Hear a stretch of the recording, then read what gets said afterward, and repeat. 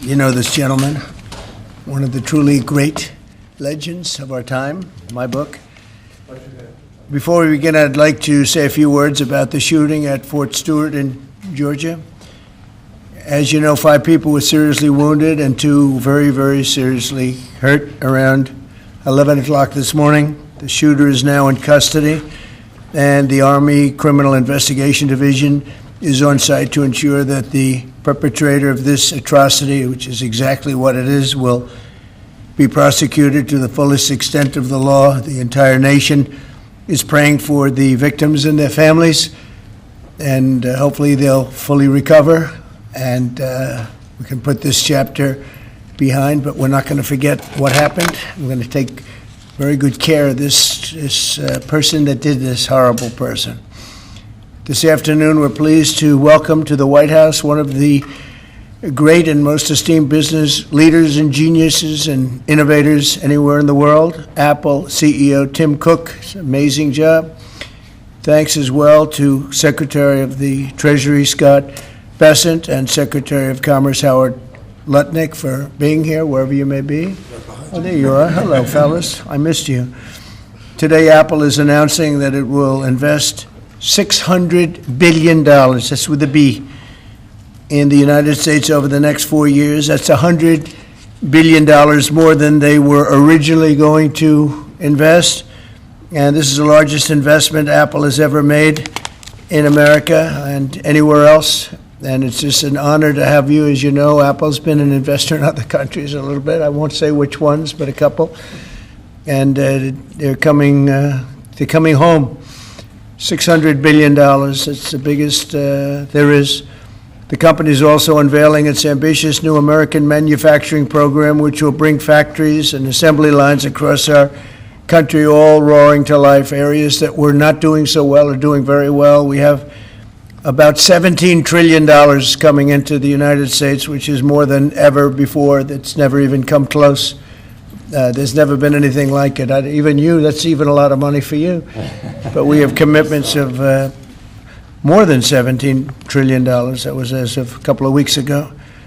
These investments will directly create more than 20,000 brand new American jobs and many thousands more at the Apple suppliers like Corning, Broadcom, Texas Instruments, and Samsung, who all deal in that world. As part of this historic commitment, Apple will massively increase spending on its domestic supply chain for the iPhone and will build the largest and most sophisticated smart glass production line in the world in Harrodsburg, Kentucky, which is a great, actually, I did very well there. I like it because I did very well there. I did very well in Kentucky, but it's a great place. You're going to be very happy. I thought maybe while we're up, I'll interrupt my own speech by you might show them a little bit about the product that you're going to be doing in Kentucky, Tim. Absolutely. Do you mind if I step up? Yes, please. This box was made in the U.S., California, and this glass comes off the Corning line. It's engraved for President Trump. It's a unique unit of one. It was designed by a U.S. Marine Corps corporal, a former one, that works at Apple now. That's good. He's done well. Designed it for you. And the base comes from Utah and is 24 karat gold. And it sits, I'll take the liberty of setting it up. Wow.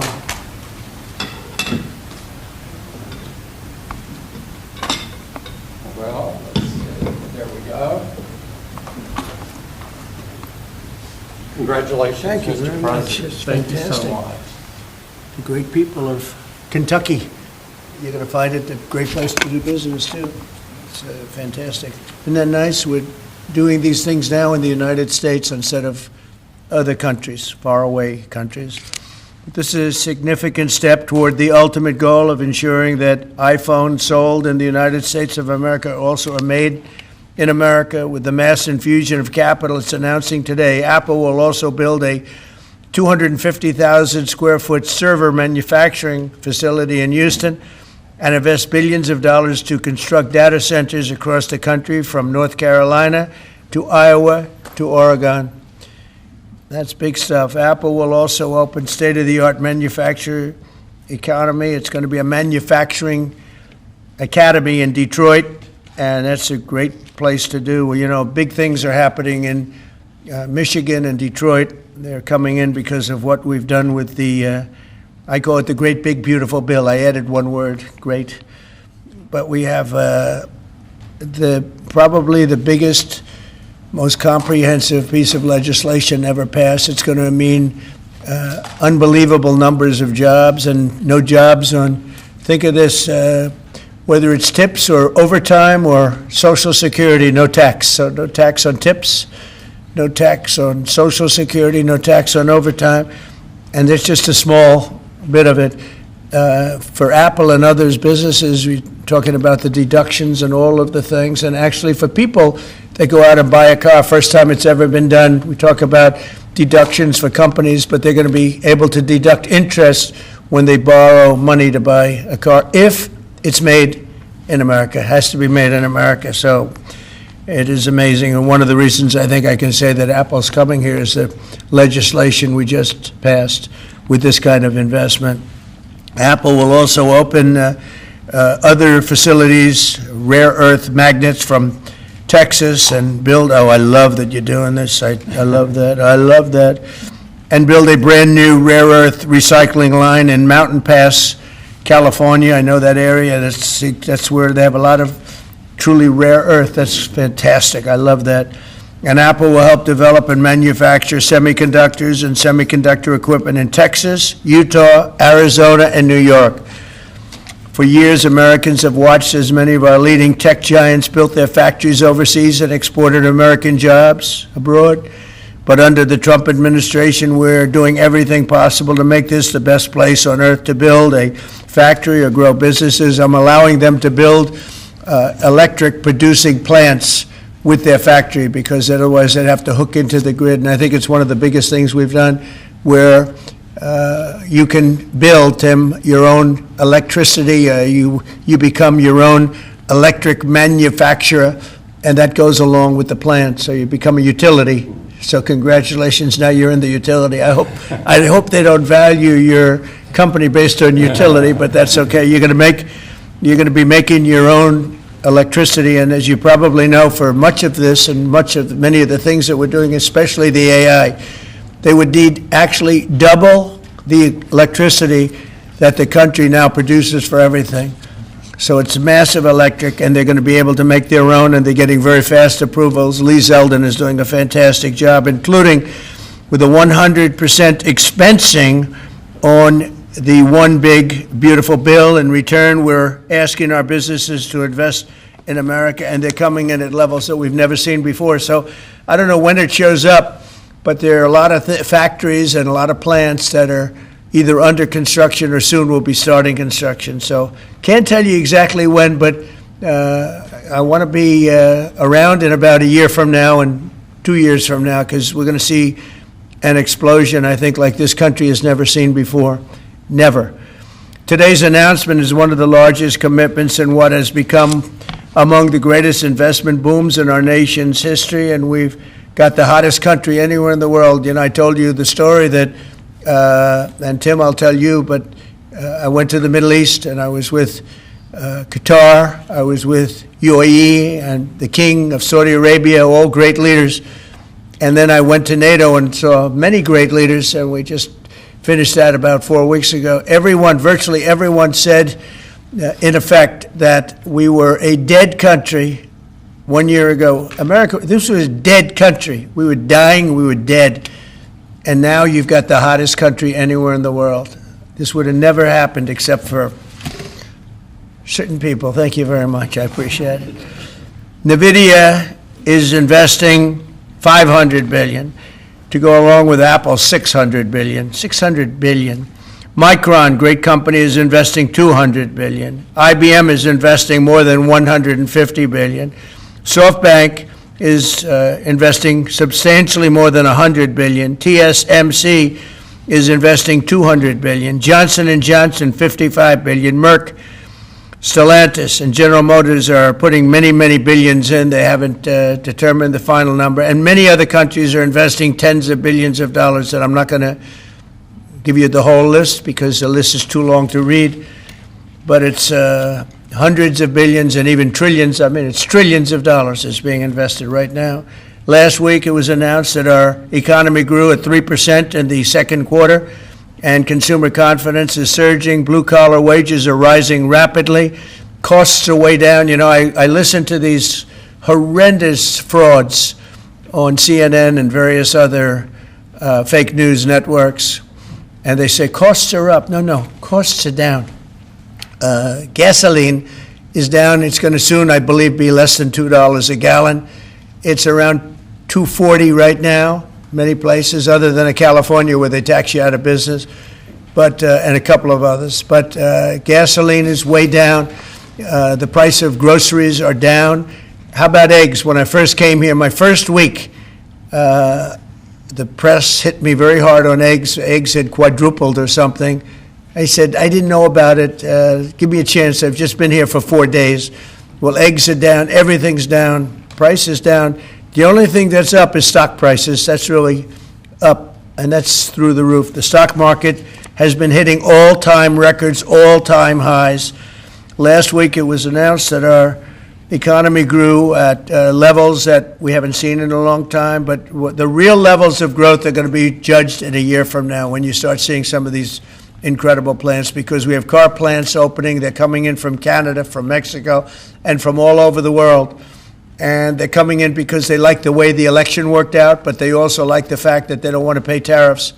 And the tariffs, I think, we're taking in hundreds of billions of dollars in tariffs.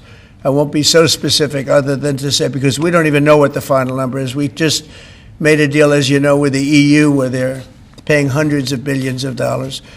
Japan paying hundreds of billions of dollars, and numerous other countries paying hundreds of billions of dollars. And we're not even completed there. And as you know, they found $25 billion 3 weeks ago. They said, we have a surplus of $25 billion.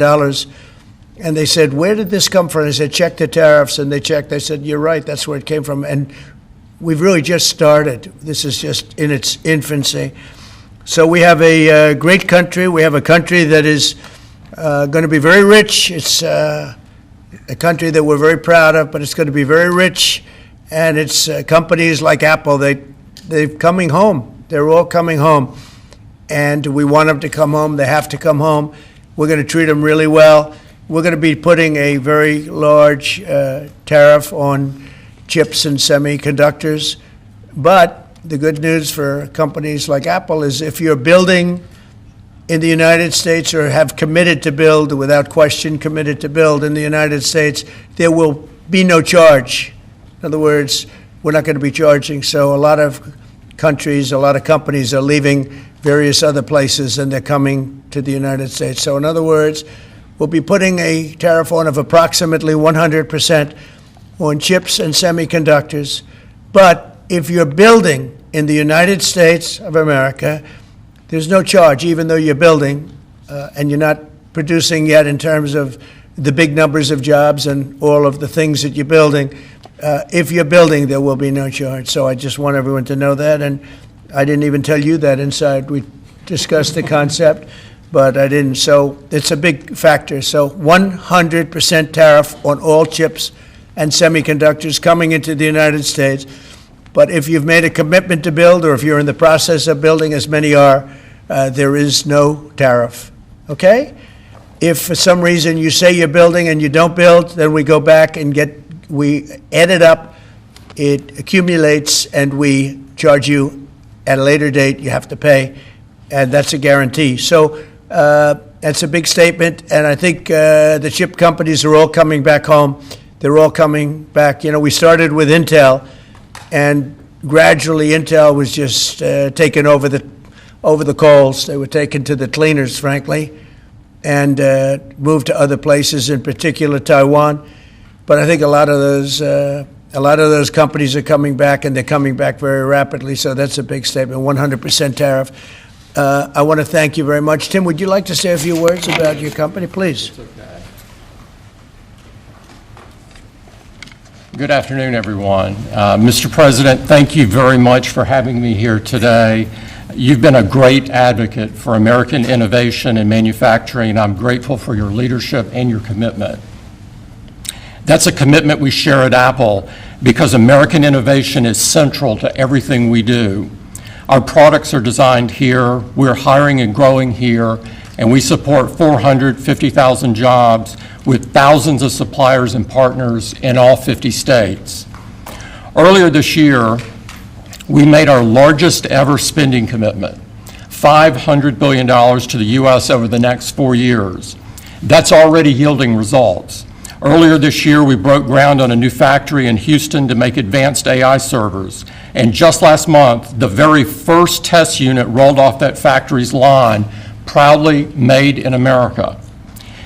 President Trump shared some kind words about that work, but he also asked us to think about what more we could commit to doing. And Mr. President, we took that challenge very seriously. I'm glad to be here with you today, and I'm very proud to say that today we're committing an additional $100 billion to the United States, bringing our total U.S. investment to $600 billion over the next 4 years. As a part of this, we're launching Apple's American Manufacturing Program. It will spur even more production right here in America for critical components used in Apple products all around the world. And we're thrilled to announce that we've already signed new agreements with 10 companies across America to do just that. First, with today's announcements, I'm proud to say that Apple is leading the creation of an end-to-end silicon supply chain right here in America, from design to equipment to wafer production to fabrication to packaging. In Texas, we're working with manufacturers like Texas Instruments, Global Wafers America, and Applied Materials. We're working with Amcor in Arizona and Broadcom and Global Foundries in New York. Thanks to President Trump's vision, and with his help in his first term, we also led the way to bring TSMC to Arizona by committing to be their first and largest customer. Today, they're producing tens of millions of chips for Apple using one of the most advanced process technologies in America today. We're going to keep working with our suppliers to move even more of this incredibly advanced work to America. And this year alone, American manufacturers are on track to make 19 billion chips for Apple in 24 factories across 12 different states. Second, we're committed to buying American-made advanced rare earth magnets developed by MP Materials, which will become part of Apple's devices shipped around the world. MP is the only fully integrated rare earth producer in the United States, and with this partnership, they'll be significantly expanding their flagship facility in Fort Worth, Texas. We're also thrilled to work together on a cutting-edge rare earth recycling line in Mountain Pass, California. And third, in Kentucky, we've worked with our partners at Corning to build the world's largest and most advanced smartphone glass production line. And I'm pleased to announce that very soon, this is for the first time ever, every single new iPhone and every single new Apple Watch sold anywhere in the world will contain cover glass made in Kentucky. In addition to the American Manufacturing Program, we're also significantly growing our investments in AI, including expanding data center capacity in North Carolina, in Nevada, in Iowa, in Arizona, and Oregon. So we're going to keep making investments right here in America. We're going to keep hiring in America. And we're going to keep building technologies at the heart of our products right here in America. Because we're a proud American company, and we believe deeply in the promise of this great nation. Thank you all, and thank you, President Trump, for putting American innovation and American jobs front and center. Thank you, sir. Great honor. Thank you. Very much. Thank you. Appreciate it. What a job he's done. What a job. Incredible. I want to thank you very much, and thank you, JD, for helping along. Good job. Really good job. Any questions, please? Mr. President, Yes. You promised on the campaign trail to bring forth a manufacturing renaissance. You just mentioned $17 trillion in your first 7 months or so. Right. Can you talk about how an investment like this, all the other ones that you laid out, will positively impact the millions of Americans that trusted you with their vote? Thank you very much. It changes our country. I mean, our country is a very different country than it was 6 months ago. And people like Tim are coming. We had Micron in yesterday. We had all of the big, great companies that you read about, you don't know about, but you read about. Many of them were making products outside of our country. Foolishly, we lost them. If we had the right person sitting in that seat, that would have never happened 20 and 30 years ago. When you look at the chip business, it would have never left our shores. We had 100% of chips originally, and then we slowly got taken down to nothing.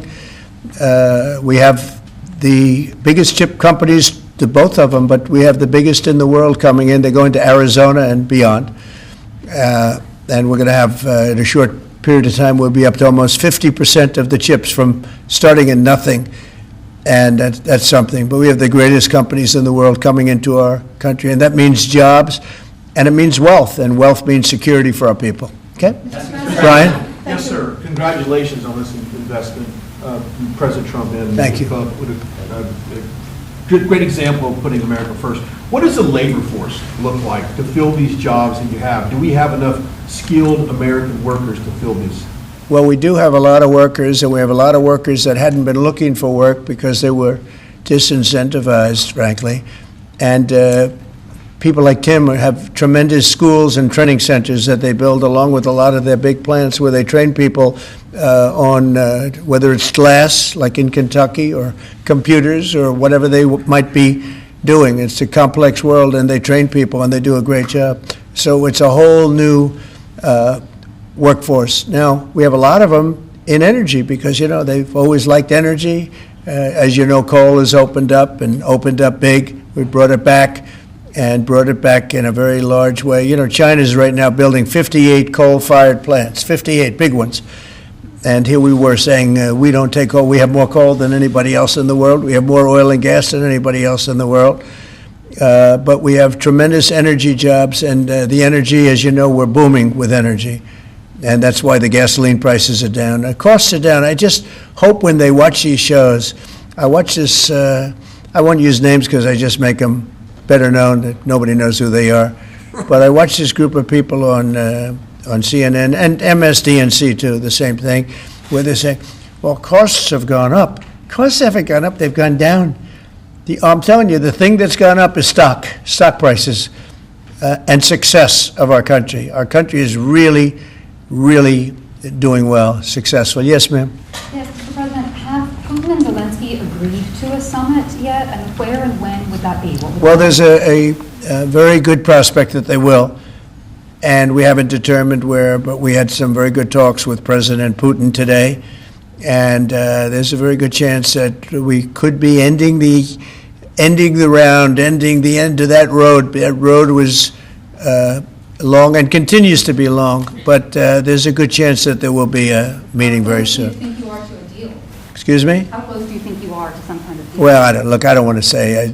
I've been disappointed before with this one. You know, we've solved 5 wars, plus add to that Iran, where we wiped out their nuclear capacity for weapons. They would have had a weapon within 2 months, maybe less, and that was totally obliterated. It turned out it was a total obliteration, and the pilots and the people that did that job are really, we have the greatest armed forces in the world, but that was really something. In fact, there's a model of the plane right there. So, you got to bring that up, Susie. We have to see that. Look at this. This was just given to me.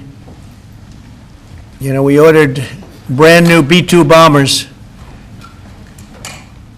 This is a plane that over a period of 36 hours of constant flying, look at this. So this is the brand new one they just ordered, similar but actually quite different.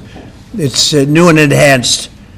It's an amazing machine. It went 36 hours.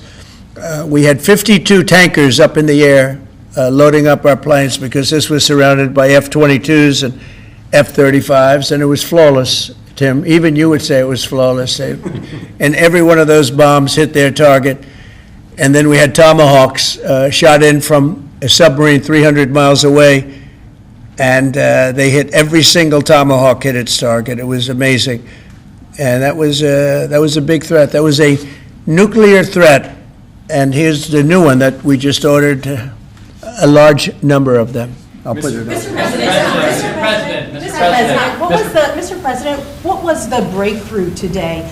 Did Vladimir Putin make some kind of concession that he hasn't been willing to make before? I don't call it a breakthrough. I mean, we've been working on this a long time. There are thousands of young people dying, mostly soldiers, but also, missiles being hit into Kiev and other places. But in terms of soldiers, I think Russia's lost over 20,000 since the beginning of the year. 20,000. And I guess the estimate for Ukraine is about 9,000. It's a terrible situation. We want to get it stopped. We don't have American soldiers there, but I feel I have an obligation to get it stopped. This was not my war. This war would have never started, not even a chance. And it didn't start for 4 years. It went 4 years and didn't start. But this is Biden's war. This was on his watch. And, it's funny, we had no land was taken from Trump. It was taken from Bush. It was taken from Biden. The whole thing they would take from Biden if it weren't for us. But it was taken by Obama. Take a look at what was taken with all of the land that was taken. Nothing was taken by Russia from us. Not 1 ounce of land was taken. I'm here to get the thing over with. It would have never started if I were president, and we're here to get it stopped and get the death stopped. Yeah, please. Mr. President, in the past, you said you would know if Putin was tackling you along. What gives you any confidence that he is or isn't doing that this time around? Can't answer the question yet. I'll tell you in a matter of weeks, maybe less. But we've made a lot of progress. And as you know, we put a 50% tariff on India on oil. They're the second largest. They're very close to China in terms of the purchase of oil from Russia. But so I don't know if that had anything to do with it. But we've had very productive talks today. Yes, ma'am? President Trump, on federalizing D.C., are you considering taking over the D.C. police? Is that an option on the table? We're considering it, yeah, because the crime is ridiculous. I could show you a chart comparing D.C. to other locations, and you're not going to want to see what it looks like. It was just up on television, actually, they were showing it. Now, we want to have a great, safe capital, and we're going to have it. And that includes cleanliness and it includes other things. We have a capital that's very unsafe. We just almost lost a young man, beautiful, handsome guy that got the hell knocked out of him the night before last. And I'm going to call him now. We wanted to give him a little recovery time. We just put a call into him. They're calling back in a little while, but he went through a bad situation, to put it mildly, and there's too much of it. We're gonna do something about it. So whether you call it federalized or what, and that also includes the graffiti that you see, the papers all over the place, the roads that are in bad shape, the medians that are falling down, the median in between roads that's falling down. We're going to beautify the city. We're going to make it beautiful. And what a shame. The rate of crime, the rate of muggings, killings, and everything else, we're not going to let it. And that includes bringing in the National Guard, maybe very quickly, too. And do you want Congress to look at overturning the D.C. Home Rule Act? We're going to look at that. In fact, the lawyers are already studying it. We have to run D.C. This has to be the best-run place in the country, not the worst-run place in the country. And it has so much potential. And we're going to take care of it. You're going to be safe.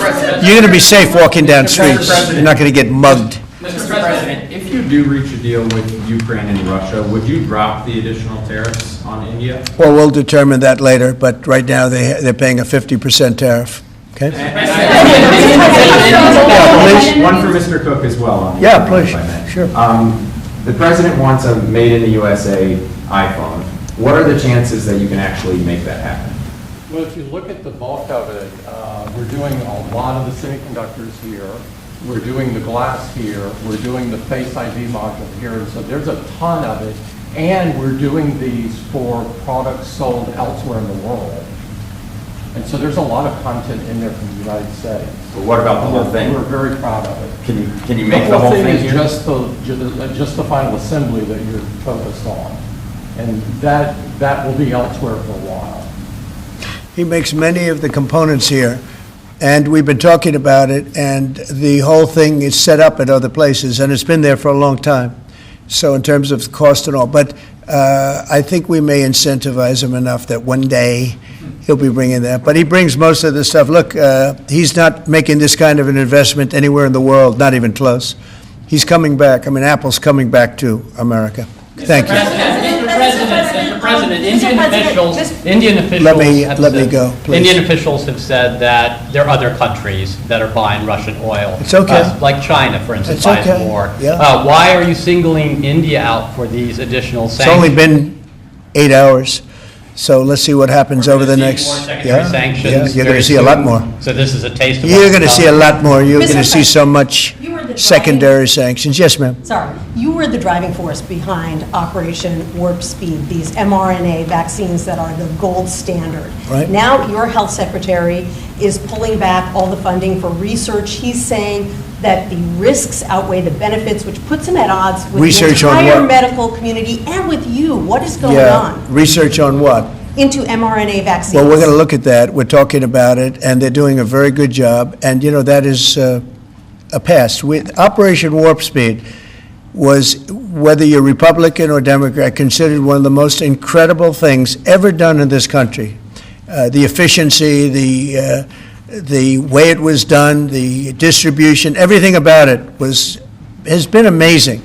But, you know, that was now a long time ago, and we're on to other things. But we are speaking about it. We have meetings about it tomorrow at 12 o'clock, and we'll determine. We're looking for other answers to other problems, to other sicknesses and diseases, and I think we're doing really well. Yes, ma'am, please. Thank you, Mr. President. You said many times that you want to stop wars in the Middle East. Now, Prime Minister Netanyahu is contemplating reoccupying Gaza entirely. Is he defying you, sir, or are you giving him a green light? Well, we have stopped wars in the Middle East by stopping Iran from having a nuclear weapon, and they're you know, they can say they're going to start all over again, but that's a very dangerous thing for them to do, because we'll be back. As soon as they start, we'll be back. And I think they understand that. They're just words.